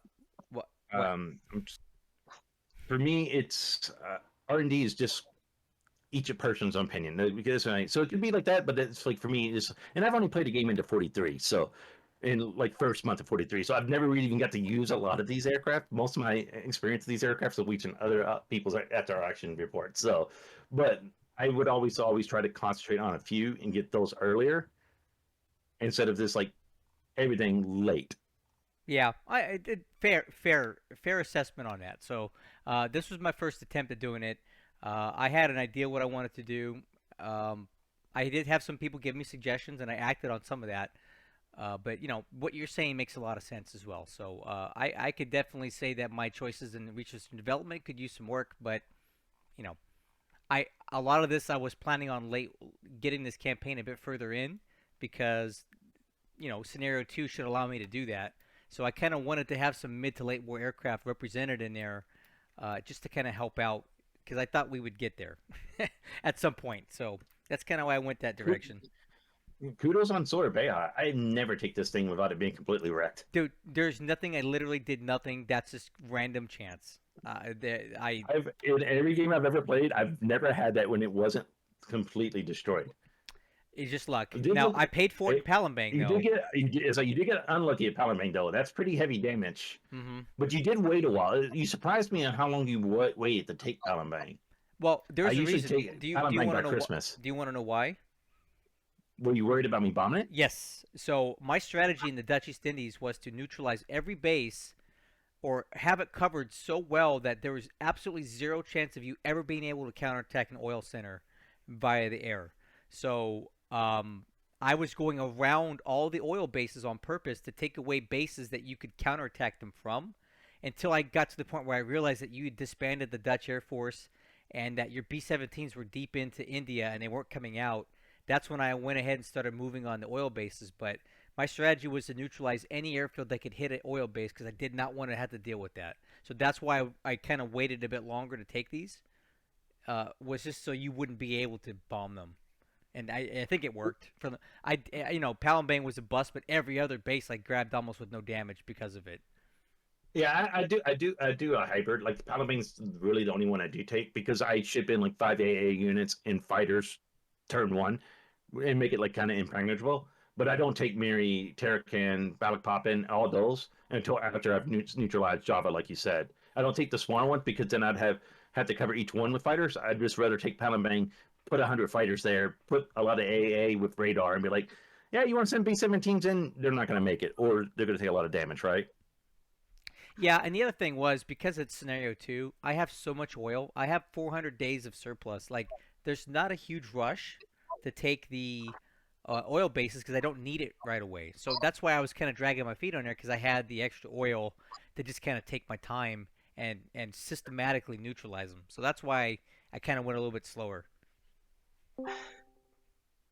And expert, there wasn't a challenge that I'm like India. Yeah, I mean, I didn't have a problem. Like I think, like I said, I don't know if you were here when I first started, but like I think this game was completely salvageable. I did not quit on the fact that we couldn't continue it, and we couldn't make it a good game. I quit because I really hate playing the allies, and I wasn't having fun, and and I just wasn't putting enough into it to make it a good game anymore. Like it was literally like I kind of realized it when I saw that I literally had tankers sitting in Cape Town for fucking 2 weeks, and was just too lazy to send them back or just pay attention to it. I'm like, oh, this is how little I cared. I didn't go around the map. I would do like the combat stuff and do nothing for logistics or move my subs around because I just wasn't having fun, and it was like a chore. It wasn't like, oh, I'm playing a game. This is what I'm doing. And I'm right. It was like, I got to do this after I just worked 12 and a half hours kind of thing. And honestly, for the past couple months, I was sensing that from you anyway. Uh, the fact that our term production had kind of ground to a snail's pace, and like you weren't really answering my messages, and I wasn't seeing a lot of offensive activity on the map. I kind of was getting the vibe that you were, you know, kind of one foot out the door on this. So I'm just kind of glad that you told me now before we put any more time into this than we did. And honestly, I'm glad that we're talking about this now because I've learned a lot about what you were thinking, and hopefully you're kind of seeing the stuff that I was doing. So there's value added doing this now because I'm learning stuff from you. Yeah, and I apologize. Like I was trying to get like I kept trying to like psych myself into playing it. Like, oh, I'm gonna enjoy this. I'm gonna enjoy this, and I just kept like, I want to go play Japan. That's literally it was like I've been like it's like I want to go play something else. Like I haven't even been playing other than like any computer games. I haven't been any into it. I've been like reading a lot, and just because it's like I've just been I don't know if I was burned out or just like other than doing turns with Zargon and like I just and you it's like I haven't played anything. It's like I just wanted to go play Japan. I Yeah, get it's it. a fair resolve. Like I said, it's just not fun for me. I probably won't play allies again. And the reason that Japan's fun me because I my mentality is to assault. I'm a very aggressive player. I want to play that. That's why I enjoy allies. Like if I could start a game in 43 when I have stuff and I can do counterattacks, I probably enjoy the allies. Like I would even give like an advantage to like Japan is like, hey, this let me be able to counterattack and have fun instead of like, oh, if I put my carriers in now, he's just going to sink them because I have level 60 air skill and buffaloes versus zeros, you know. Oh, I hop in an ample weeb. I literally have a Japanese flag hanging up. I have a guy searching for a type which one? Type 99 Arasaka that has the still has a Crescentium on it that I want to buy. The game played out actually a lot like he caught me off guard in China. I thought I would do a lot better in China. He did catch me off a lot there. India, I messed up in India because I was like I'm going to put a defensive line and move forward, and then when I decided to move forward and try to attack, I didn't do it well. Like I said, I decided to move into Calcutta. I didn't have a big enough airfield there. I didn't know that you could land troops there and stop that. I decided to defend Hyderabad too late because I was like, I don't want to move forward with the only two divisions that I have no replacements for until I get American troops there. Oh, ooh, the Americans almost here. Oh, I can move in. Oh, too late, kind of thing.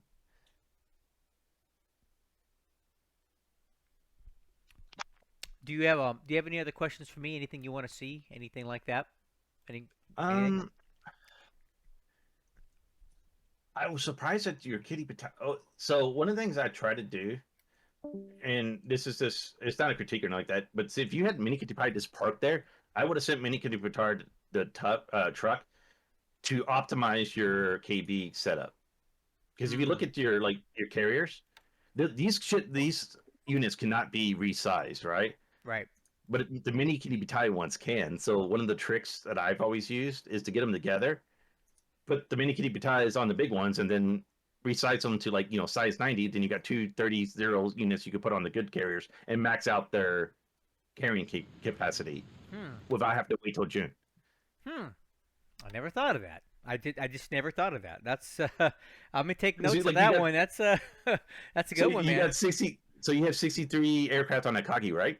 Kagi can carry 90. Kagi becomes the defender of the fleet. I put 230 size zero units on it. Like I resize a zero unit to 90. I put two of them on there. I put just enough Kates on there to use her torps, and she's good to go. Hmm. Wow. And then Okay. and then the other I'm ones you taking kind of notes, play man. with. So, Taking notes. I didn't think of that. Okay. Noted. What else? oh no, I keep zero still on the other ones. AX where that I run heavy fighters on my carriers. I will probably do 60% fighters on my carriers versus attack all the time. Like even and I do it as soon as possible. I'll keep just enough Kates on there for maybe two strikes with the torpedoes. Uh, a large unit of at least 30 zeros on every carrier, and then enough dive bombers to make up the difference. Is what the way I do mine. And then I use my I saw you have Chitos there, and I use Chitos for search. Put them on Jake's, train them up for search. Use those for search carriers. Mm-hmm. Though I usually break them since they're slower. A lot of times I make it. I'll break off Kaga and I'll break off those and use them for mini kitty batai. You can make a really good mini kitty batai using those for search in Kaga, and I use the other five carriers because they're faster. They got that 9 jump. Where Kaga's just that little slower, and Chitos can't make it. It makes a good mini kitty batai. Okay. I'll keep that in mind. And that's just only if you that and the only time that's good is if you're doing strikes. Like if you're going to do the full speed run in, it gives you that out of range because you do the right. It's like a 24 strike, right? You can do the 18 movement strike 6, so you can usually get out of the PPY range. They won't know you're coming by Mm-hmm. doing that. Okay. Well, that's good to know. I'll keep that in mind as well. What else you got? Yeah, basically, yeah, that's what it was. It's like my was like, all right, let's play defensive. My I split my kind of offensive stuff between the two games, like, and once I couldn't really do offensive that as much as I could do, is yeah, it just kind of like didn't become fun to me. So, and it's my own fault. Like I did do some offensive, like anytime he like the attack around Luke Chow that he stuck out that I can kind of like he like get a. I did that. Oh, one thing you did kind of notice, you were wondering why the Chinese troops were in India. Uh, yeah, kind of. I mean, I know some start in Burma, and I think they may have made their way up this way, right? No, those actually start off at in these three bases, Paushan, Kamina. Mm-hmm. That's one of the American equipped units. Oh, So when you get it, so they buy them, they start off in five parts. I've been flying them out since the beginning. The last one is that one that's to the right of you. If okay. I manage to get that out and get them out, that's one of those units that gets up to like 1,000 AV. So one of the tricks Oh. is to buy them out, get them up to Delhi, and just let them sit there for a year, and then they're like 1,000 AV, and then you Mm-hmm. get to run them in. That's true. Yeah, I And they're remember that. U.S. equipped, so they have some better guns. So I had that that's the in reason you're Rangoon. not those. Yeah, I gotcha. But I was well on my way to killing him. As you can see, I was moving. I was moving after him. So I was hoping I'd get the one unit out to the north, and I was this other unit was like I was hoping you would destroy it because sometimes if you destroy it, I don't have to buy it out, and the other unit I could still recombine into the core and rebuild. Oh, I was gonna kill all of them, man. To trust me, I wasn't gonna let Well, these guys get uh, away. the rest of them are in Delhi. Even if you Oh, destroyed those, I might have been able oh, to re-able to do it. So I had like three cores of them in Delhi. oh. Okay, I didn't notice that when I was looking at your stuff. But yeah, your play in China I thought was really well. Thank you. Um, I took notes. The Malaya, you did great. I mean, obviously, we had a little disagreement, and on you didn't know that landing on an off X base is usually frowned upon. Mm-hmm. We were able to cut off those troops from a low star just by landing tanks there. Uh, I don't know if it made much of a difference because you did make it like a was it turn two or was it turn three? Did you did immersing? And you're still able to cut everybody off. Well, I didn't actually. No, I didn't cut that many people off. I got the AAR Star guys, and you left a little bit of stuff in Temelo, but by that time you had the bulk of your troops already in there. So the mercing thing that I did was just to kind of secure these bases for the rest of it to show up. My mercing was not a gambit by any means, and there wasn't that many troops in it. So this thing was just to kind of forward locate troops for the crossing later on. Uh, the thing Well, that it was was like 9 months ago, but I could have sworn you managed to do it quick enough to cut off some other troops from getting in there. I maybe stuff at Temelo, but I felt like you left them there on purpose, so I'm not sure. I didn't come into Mercing with anything that really could have it disrupted you quickly. It wasn't like a standard gambit. I don't think it helped much. Um, the illusions work good.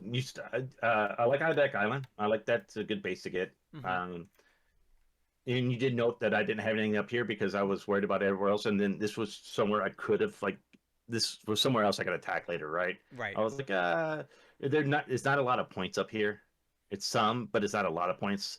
Other than maybe if you went and actually took Kodiak in Anchorage, but then you're pretty far forward, and I Right. can maybe kind of like make you pay for it. I don't know if you Uh, I don't know if you noticed, but I was actually doing a drawdown from ADAC. you're pulling them all out. I was like, oh, well, I noticed that I was like, man, I could have just sent something up there. You had nothing there, and I noticed Nomea, you had nothing. Oh, well, that's because of this. Right now, Look, they're all in Suva, yeah. right? So I'm literally in the process of loading everything up to send it back to Numea. So that's why that looks that way. Is because I was gonna take all these Suva troops and put them back in Numea. Also, if you take a look up here, right here, I had a ton of engineers on the way down to Numea because I was gonna start building up the forts and everything here. That these guys were on the way for that purpose because this is where I was going to draw my line was basically at New Caledonia, New Hebrides, and the Santa Cruz Islands. This was going to be my long-term hold right here, not any of this stuff. So I was moving troops into here to build it up, and I was going to use this stuff from Suva as the garrison for Numea. Yeah, my plan, like I said, I had the Marines already planning for Lafola and Kumak, Mm-hmm. and I had the Australians also planning for those when I bought them out to be able to use for them. You saw all my engineers that was heading up. I was like, all right, time. Since this was a feint, I was like, yep, time to build Townsville up, build Cairns up, get up to Corkville, build these up, and so I could start bombing Rabaul and Fort Moresby to keep like behind your lines, sort of from Nemea to kind of distract you or pull forces that could be down there from Hmm. it. Which is why all those engineers are heading up there. Like, okay, that's safe. And then but I kind of like did it a little bit smart because I was still worried you could line behind me. So I started leaving like garrisons and building up like level 3 forts and Rockhack and Bundaberg, Bowen, and stuff like that. Okay. Because I started getting Americans. So like now I have extra troops here that I can do that. You know, um, I did pull out of Darwin. You notice that. Yeah, I did. That basically my plan was to pull back Dallas Springs, build it to Airfield 4, build up Tennant Creek to Airfield 4, and then you kind of do an advance on my own base, right, where I would be in supply in airfields where I could keep up with you or attack you if you landed. Yeah, I was definitely looking at taking Darwin uh, close to April timeframe. Um, and also, I was in the planning stages for Ceylon. I definitely wanted it. So I was basically trying to do this. I was going to take Hyderabad, kind of draw the line like here, take everything south of this, and then also take Ceylon and kind of call it a day. I didn't feel like I could press much closer to Bombay with all these aircraft you had here. I didn't think I could do it. So this was kind of be where my line was going to be, and I was going to backfill down from there. That's what the intent was, long term. Yeah, I did think I could hold. You can't really hold Ceylon against a person that's like wants to take it. So I pulled out all the fuel and supply. I actually pulled out the AA units and some of the air units that I bought out. I pulled those guys out that are useful. I left the Indian troops behind, but I was like, I didn't have the political points because I was buying American troops out. I didn't want to spend the political points. Hmm. I turned Madras and kind of to a fort. I was Yeah, like, let's get like 60,000 supply in there. A lot. Like he's going to have to lead them here. It's going to take a while to get it. And then my plan was basically get all the Americans down, and then we'll start advancing south. Like down the road through the heavier terrain where I could either cover it or it's not going with a lot of AA. Your bombers aren't going to do a lot. right. Back down to Hyderabad, down the coast, because southern India is actually a good place to kind of resist that. Whereas if you look over to the east, well, I didn't build it in compound. It's all clear terrain. Yeah. You have such a aircraft advantage. I mean, you could just eat even American troops with AA. You could eat them up pretty good. Though I had a lot of AA on the way. Yeah, I saw that. And I didn't realize you had so much Madras. If you look here, this was my initial advance on Madras, and I thought that might be enough, but it would not have been. We would have got in there and realized real quick that I needed a lot more help. So I was going to actually speed up the invasion of Ceylon to get this done quickly. Then the divisions that I was going to use for this, I was going to send kind of over here to deal with that, but we didn't get there. Yeah, and that's why I didn't originally when I told you I was gonna. I didn't tell you why or like all the stuff I messed up because I thought. I mean, like I said, it was recoverable, and I thought you might want to find somebody to continue the game. Because so that's why it's like I didn't want to tell you like, oh, by the way, your torpedo hit Yorktown. You did 7 permanent damage. I could Yeah. probably fix in Bombay in a week. Hmm. I didn't want to let you know stuff like that. I didn't want to let you know that. Oh, by the way, you got months before I have enough supply because I fucked up my logistics so bad. So the reason that I didn't want to give this turn to anybody else or try to find another player was I've been very vocal of other people who have done that in the past. You know, like historical gamer. I probably burned some bridges with that guy to the point where I left his Discord and I unsubbed from his channel because I'm so opposed to the way he conducted his game, where he's got 12 different people playing Japan, and it became a clusterfuck, and it was kind of a joke. And I didn't want this to turn into that. This I definitely felt was salvageable and recoverable by anybody, really. But what if they bow out? Now what do I do? Do I get a third person? Do I get a fourth person? And I didn't want to be a hypocrite because I was been so vocal about other people doing that, and I thought, you know what?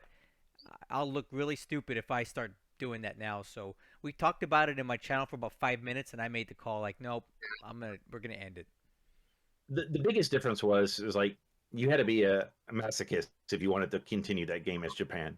It was so far. It was like you were so far behind the 8 ball in that game. Whereas this one, I think my combat power is still pretty good. I didn't have any reserve pools because you don't have any, but I hadn't lost outside of Boise and Houston. I hadn't lost any, major warships. I mean, I still had Prince of Wales and Repulse. They got repaired. They're good. They're covering my carriers. I mean, so I mean, uh, I think it was very, very. And if I, like I said, if I enjoyed it, and like I said, I'd probably continue playing. I think, and yeah, and A expert, yes, logistics lessons learned for the allies. For me, like the whole thing where they say amateur study tactics, professional study logistics is completely true for this game as allies. You have to ship so much forward, it takes so long that if you don't get it right, you put back counterattacks months. And when if you're looking at an auto victory in a year, that could be huge. The, we wrote out on my game. I was like, it's like I don't even know how much fuel in supply I have in Australia right now. Like I know I've gotten like one or two convoys in. I think I've gotten one convoy into Perth, but Hmm. it was with supply, not fuel. So the fuel's got to be going down, and you need fuel to be able to fuel your warships to cover your invasion forces. I had that 100,000 that just landed in New Zealand, but I had my warships that were getting ready to take that, plus all the transports take some of that back. So it's like I'm not gonna get more fuel for 2 months. It's like how much do I actually build up, kind of thing, right? Yeah. And so this in Corvo, that's the one thing. I used Tracker when I played Japan. I did not use Tracker when I played Allies, and that's on me. Uh, I went and watched one of your other videos, like the turn that you set up before this. This is kind of like the Yokin. Yep. I need to download Combat Reporter. I've never used that. Oh man, I'm, you know who so I turned me was just on to like, that? It was Nomad. He turned me on to that, and once I started using it, I realized it was a great tool. We have a copy of it here on the Discord server. The actual download link is busted out there on the internet, but we've got a of course it copy, is. and we'll hook you up. We got it for you. Yeah, it's like I need to do it just because it was like so much. Like I'm actually pretty good at like Intel is like it's this hex and finding it pretty quick because I've played enough of it. But just being able to click on it and go right to it is so nice. Mm-hmm. Yeah, and I was not using it, and then Nomad was like, "Dude, you really need to use this thing because it really helps." So I broke down and started using it, and I realized how great of a tool that it was. Oh man, okay. How long we've been talking? I think we're getting on closer to two hours than not. So I'm basically good. If you are, Yeah, I'm good. Like I said, I felt I wanted to do this one because I felt like you were asking some question, you wondering why I did it. I wanted to see your setup, and I felt like anybody that's been watching this on your channel or watched by coming to my streams, I deserve you all owed it for me. I apologize. I just this game takes a lot of time, and I don't get a lot of free time as is. I've worked 50 plus hours the last 4 days. I've been sick, and I feel like I don't have a lot of free time, and I didn't want to use it on something that I wasn't enjoying, if that makes sense. yeah. We're 1-1 now. I still have not opened my bottle of vodka. I thought about doing that tonight. I do owe you a bottle of bourbon. That'll come to give me your address. I'll get that sent to you, and then at some future date, when you're tired of playing Japan, or I can wheedle you down to like maybe playing a variance game, so as an ally, and I can play allies. We'll go for the tiebreaker. You know what? We're 1-1. We got to we'll break the tiebreaker, and if and when the time comes, I will play allies again because I'm not completely done with them. I'm just enjoying this Japan lifestyle right now, but I do understand that the allies, if you can survive 1942, that's when they really get fun, and I would love to experience that just never-ending combat power and offensive capability. So I'll keep you in mind when I'm ready to play allies again. Let's talk about it. And The I'm funny part also is, I yeah, don't go know if ahead. I would. I'm sorry. It's like I don't know if I would. I don't. It's just maybe it's because I enjoy Japan. I am such a Japanese fanboy. It's like, I don't want to be like, oh, I have a Death Star with 8,000 people. It's like, screw that. I like my little surgical strikes with my KB, and I'm good with that. I guess the reason that I like, or I'm not completely opposed to the allies, is that I'm kind of immersed with a lot of really good allied players on the Discord.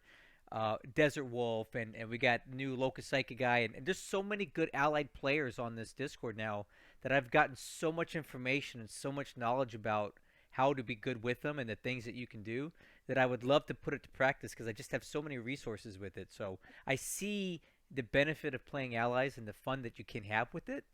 I just I'm just so in love with the Japanese right now, and that first year and feeling you're on the razor's edge of being out of control. I like that feeling because you can have a really bad year as the Allies and still survive it. You can't have a bad year as a Japanese or you're dead. And I like that kind Well, of riding on the edge right now.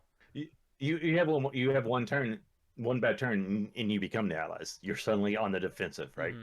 You have a bad turn and lose KB. You're like, all right, well, this is my line. Start sending forces and digging in because I'm not going any further. Right. And the Allies, if they lose 3 carriers in 1942, oh well, that sucks, but it's not a showstopper. That could be a showstopper for the Japanese. So anyway, listen, we're at almost 2 hours here. Um, I'm gonna go ahead and shut down the video portion of this, but I'll leave the voice stuff open if anybody else wants to ask any more questions. I want to thank everybody for showing up for this. This is the first time we've done this. It's a lot of fun. I had a great time talking to Hellsen. It's good to catch up with you again, man. I'm glad that we're not that you don't hate my guts because I was getting the vibe over the last couple months that you did. I don't think you do, so I'm good to go. Thanks again for We talking to me today, and we'll wish you the best of we luck need to against Zargun. we need to start a War in the Pacific podcast where we can do this. We Dude, we're that would be like so and cool. do and get like people save games and do critiques and we're like, oh, look at this and kind of thing. It'd be great. It'd be like the sports announcers for War in the Pacific. You know what? I'm not opposed to it at all, man. So if something like that makes sense for people, then let's explore the possibility of it.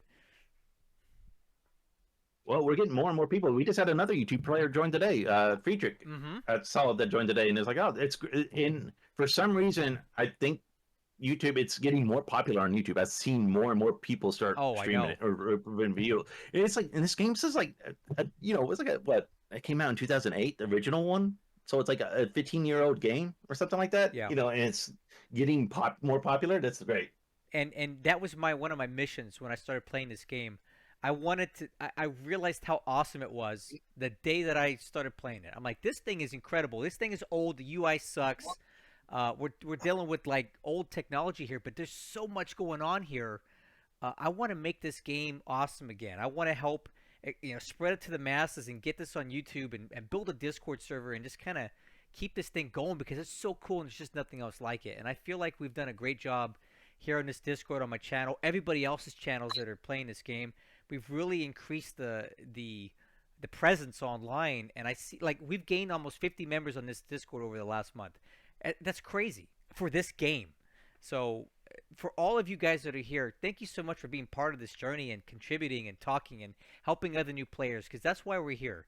I love this is my favorite part of playing this game is interacting with you guys. So to have you all here and asking questions and helping other new players get set up with their tracker and CB Kovar being here and helping everybody. I mean, thanks to everybody who's here. Helsen, thank you too because uh, this was like the main thing on my channel last 9 months. So thanks again. I appreciate the game. So, like I said, we'll revisit. Like I said, I either have to wear you down and get you to play a variance game, but with limits. No One of these days. 1945 ships. No Eh, 14 one, 1945 ships. Just let me have a few aircraft factories so I can actually lose an air battle and not be done for 6 months. you know what? If it can be done within limits and make it reasonable, I don't think I'm opposed to it. But I just don't want to see gearing floating around in 1941 and 30 Taihos in 1943. That's when it gets a little out of control for me. But targeted small variants where you're just kind of bumping some stuff up or tweaking some stuff there. I see some value in that. And I'm not going to say that I'm completely opposed to that. No way. I could see me getting involved with that sometime. Oh yeah, or in the words of Desert, we won't turn it into Star Star Wars. Wars. Yeah, that's our running joke, man. We call everything Star Wars if it's a variance game. Like some of the stuff that Zargon gets involved with, man. That's like Star. We call That's why he's got the spaceship Yamato on um his thumbnails on his YouTube videos because we made fun of his variant stuff. So he has Yamato flying around like a spaceship. So anyway, All right, everybody. Thank you all for joining us. Thank you for spending 9 months with us. If you've made it all the way through, again, I apologize. I hope you all learned it. I hope you enjoyed it. I know, until like the last few months, but I had a lot going on in my life, and I apologize for that. But I just couldn't see a way forward. in my enjoyment of the game, not in the game itself. Well, I understand, and I appreciate you coming forward now and letting me know. I still consider you a friend. We've met in person. I hope we continue to talk, and maybe we can make some sort of podcast out of this in the future, like you suggested. I think that'd be kind of fun.